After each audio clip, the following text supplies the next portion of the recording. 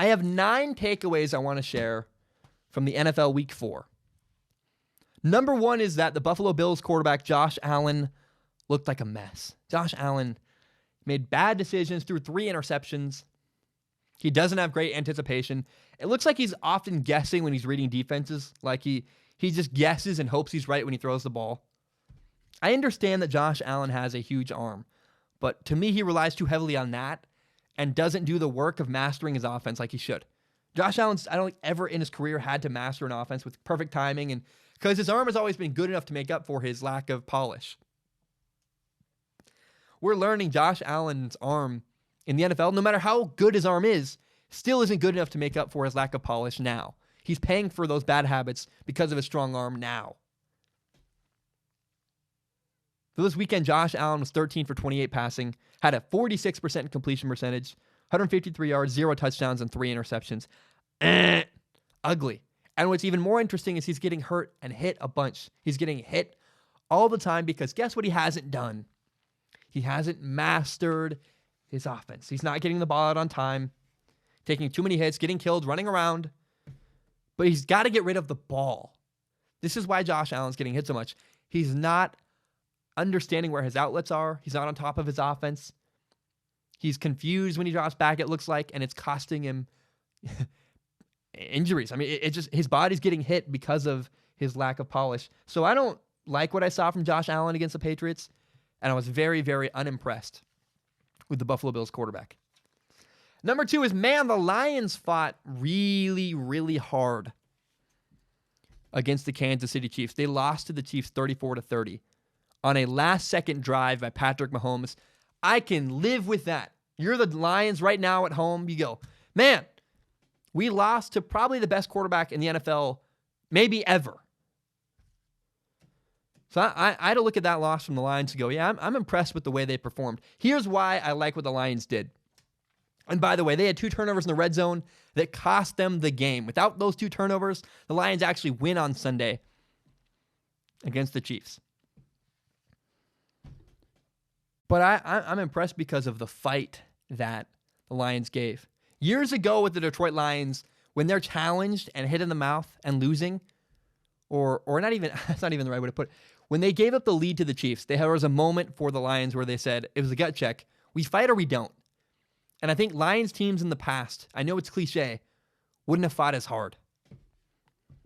I know it's hard to accept, but we got to recognize now that the Lions are no longer an easy win on the schedule for all the teams that play them. The Lions are one of the upper middle teams in the NFL. They are solid. They are quality. And the culture, to me, the culture is changing in Detroit. The Lions are buying into their head coach, Matt Patricia. They are listening to him, and they're fighting hard for him. And that's something we've never seen. I've never seen in my lifetime from the Detroit Lions. That was 2. What's funny is, there's 3. I was like, how do we go from 2 to 4 on my notes? Here's number 3. The Browns versus the Ravens was awesome. Just fantastic. The Browns did blow out the Ravens 40-25, and the truth is honestly that the Browns really should have won 40-18. The Ravens scored with like 30 seconds left in the fourth quarter. But I look at the past of this Ravens-Browns, Lamar Jackson, Baker Mayfield matchup. In Week 17 last year, the Ravens barely beat the Browns 26-24, clinching their playoff spot. On this Sunday, in the most recent matchup, the Browns won. They dominated. And so what I'm excited to see is at the end of the year this year, Week 16, we get this matchup one more time. And because of the quarterbacks involved and the storylines, to me, the Browns and the Ravens is one of my new favorite matchups and favorite rivalries in the entire NFL. 2 young quarterbacks, both drafted last year, who are both the guy on their roster. And Lamar Jackson had a good game, had 3 touchdowns, ran pretty well, made some people look silly, but had 2 costly turnovers that hurt his team. Baker, on the other end, Baker Mayfield was, what was he? I didn't have his stats written down. It doesn't matter. He didn't play that well. He threw for a bunch of yards. Statistically, he didn't have the touchdowns to show for it because Nick Chubb, the running back for the Browns, ran all over everybody, had 3 touchdowns, like 185 yards. And the yardage the Browns put up against the Ravens is very, very impressive. And so to me, my only point is that Week 16, this is a long way of putting this, I'm just excited for the next matchup. I didn't mean to waste your time the whole time getting to this point, but I'm so excited for the rivalry that is the Browns and the Ravens. I think it's a great matchup, and it's awesome. Daniel Jones looked really young, which is very encouraging for the New York Giants. He's 23 for 31 passing, 74% completion percentage, 224 yards passing, 1 touchdown. He did have 2 interceptions. And he showed his youth. Like, the interceptions were not great. But the Giants won 24-3. And while I did not feel that Daniel Jones was perfect, he's not. He's a rookie. He's very young. But I did feel good about him. I felt really good about him. And I looked around. I was like, yeah, he's young. But he can play. I like what Daniel Jones did. Now, Dwayne Haskins, the Redskins quarterback, the team on the other side, he did not look great. The Redskins rookie quarterback was, the words I would use is an R, not great. Had 3 interceptions, and now he had some okay completions. He wasn't atrocious. He took what the defense gave him at times. But for the most part, Dwayne Haskins looked overwhelmed, confused, lost. And I was so afraid that this would happen, and in fact, it did. The Redskins played Dwayne Haskins before he was ready. I knew it would happen. I warned everybody that it would happen, and it did. Now, he wasn't awful. I believe Dwayne Haskins can do better than he did on Sunday. I think not all hope is lost. 2 of the 3 interceptions were his fault. One of them was not. One was tipped up in the air. But here's my concern. The biggest issue moving forward for Dwayne Haskins and the Redskins is that he's learning on the job. And I guess, some people like that. Some people hate that. It's fine, whatever. But here's the big issue right now. The Redskins' next game is against the New England Patriots. The New England Patriots and Bill Belichick. And the Redskins should absolutely not play Dwayne Haskins. Don't do it. I'm begging you, don't do it. Please don't do it. You want to ruin a young quarterback's confidence forever? Here's what you do. You start a quarterback who's a rookie for his first NFL start against Bill Belichick's defense. That's a horrible idea. Horrible. Not only are they known for being diabolical and scheming to confuse young quarterbacks, but they're also really good. Like this year, anytime playing against a Patriots defense, a rookie quarterback should be scared and I wouldn't want to play him. But especially not this year when the Patriots have a fantastic defense that shuts down everybody they've played. They finally gave up a touchdown this week. Oh, whoa. Jeez, man. The Patriots are incredible. And against the Patriots, Haskins would be in way, way over his head. So the Redskins, absolutely without a shadow of a doubt, should not play Dwayne Haskins next Sunday against the Patriots.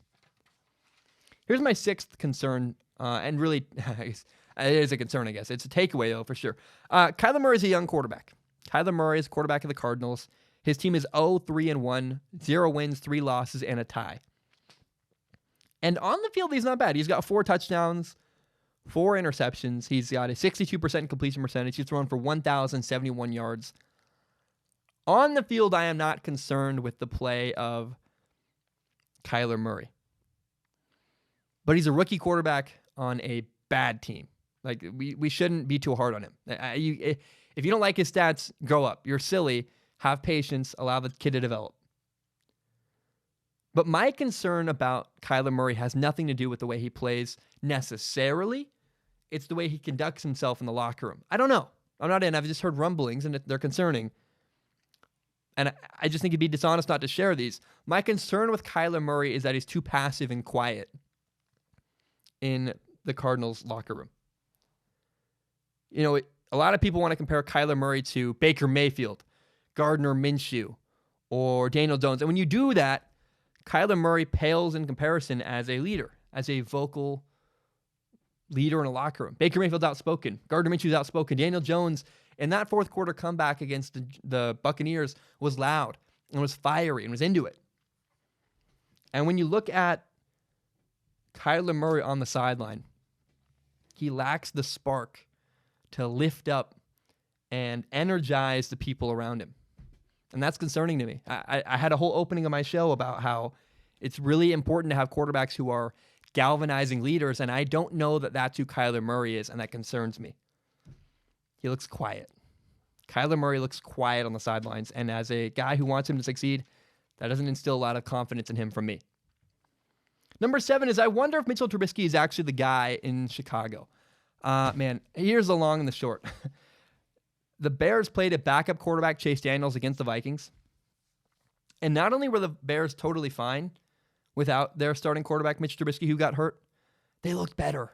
They looked better without their starting quarterback. Chase Daniel was 22 for 30 passing, 195 yards, 1 touchdown, 0 interceptions. And how sad is it? That's the stat line that makes me go, oh, wow, he looked way better.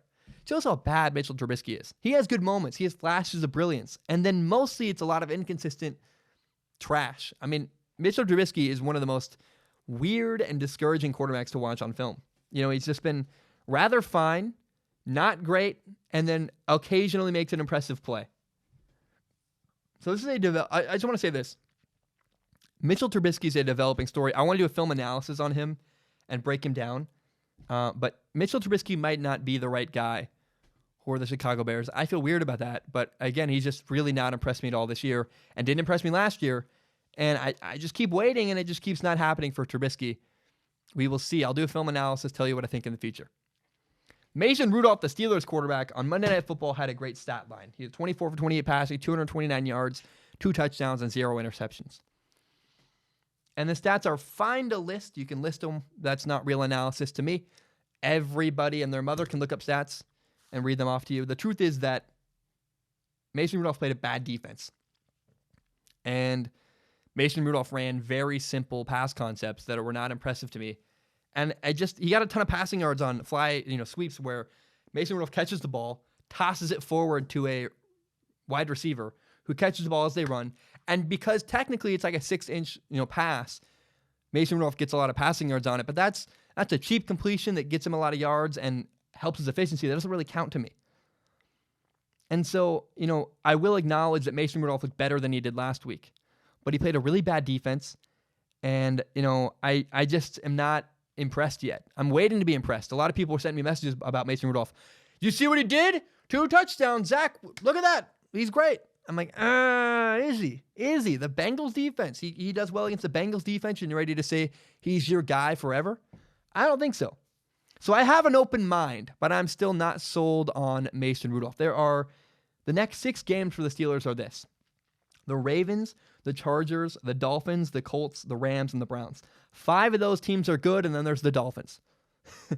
And we will know 6 games from now, we will know whether or not Mason Rudolph is a good quarterback and whether or not he is the future of the Pittsburgh Steelers. After the next 6 games, 5 of them really tough matchups, we're going to learn a lot about the Steelers and a lot about Mason Rudolph. And I will make a video then. I promise you. When that time comes, I'll come back to you guys. I'll let you know what I find. But for the next 6 weeks, there's not new information on Mason Rudolph. Unless he plays terrible. Unless 4 weeks from now he's just shredded everybody. Then sure, that's great. I don't know that that's going to happen. And so we will learn a lot from Mason Rudolph 6 weeks from now when we look back on those next 6 games and how he does against better teams. My final takeaway from week 4 of the NFL is this. Raiders linebacker Vontaze Burfict has been suspended for the rest of the year. He got ejected from the Colts game because he laid a very concerning helmet-to-helmet hit on Jack Doyle. I wish I could say a better way to put it. That's, a lot of people thought it was dirty. Yeah, I understand their argument. And what's even worse is that Vontaze Burfict was smiling and showboating as he left the field, showing no remorse for the hit he laid on Jack Doyle, not caring that what he did is illegal and not really acceptable in the NFL anymore.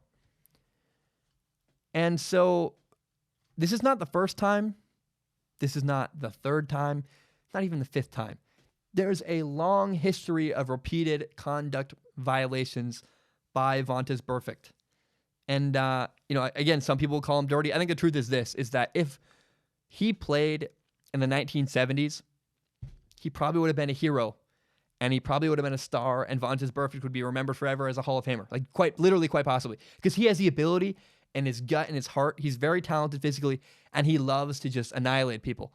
And the problem is, the game has changed. Vontaze Burfict has not adapted to the changes the game of football have made. He continues to lead with his helmet. He continues to hit and target defenseless guys. And I think the NFL is quite happy he's suspended for the year. I think they hope he retires. I think it's just Vontaze Burfict, again, is a player who would have been great in the 70s. The 70s are over. It's time to be safer, time to not hit with your helmet, time to not target, defenseless receivers. And Vontaze Burfict has been unable and unwilling and has not desired at all to change his behavior and play with a different style. That's why he was suspended, and I think, I think I agree with the suspension. I think you can't have the risk of him doing worse damage. Just a guy who's not willing to play a safe brand of football. Goodbye. We have a lot of other people who would love to play linebacker in the NFL. Goodbye. There's like a Post Malone song. Goodbye. Wow. Please never. I'm going to leave that in the podcast. I'm asking you. Please never, ever tell anybody I sang on the podcast. That's awful. I feel weird about it. Guys, that is all I have those are my 9 takeaways from the NFL Week 4. My name is Zach Schaumler. This is my podcast, Strong Opinion Sports. It is my favorite thing in the entire world. And you may not know, my dream when I graduate college eventually is to do this show as my full-time job. Now, I also want to be very upfront and honest about my plan and what's going on. I recently monetized my YouTube channel. What that means is that some of my videos make money through ad revenue. Now, it's fewer than you think. A lot of my videos get claimed. But in the past, I've received donations through the form of PayPal and Patreon.com. PayPal.me/Zach Schaumler. Patreon.com/Zach Schaumler. So because I'm making ad revenue, it felt weird to just get donations. I wanted to give something back to the people who support me on Patreon. So now there's a reward. If you support me on Patreon, you can submit questions at the dollar level or above. You just need to give $1 a month. If you do that, you can submit questions to a pool of questions where I look at. I'll read all the questions on Patreon, and I pick the top couple every episode and read them and answer them on a segment called Ask Zach. Pick the top couple questions and answer them at the end of every single episode. Now, that's for people who want to support me with money. If you have no money to give, I totally understand. I've actually never supported anybody on Patreon. I feel kind of weird about that. I'm a broke college kid myself. I totally understand. But if you believe in me and if you believe in my dream and still want to help me, one thing you can do is help me grow by telling your friends about Strong Opinion Sports. Share it on Facebook, Twitter, Instagram, whatever it is. Help me grow by telling your friends about Strong Opinion Sports. Guys, thank you so much. I know that was a long spiel. I really appreciate it, and hope you have a great day.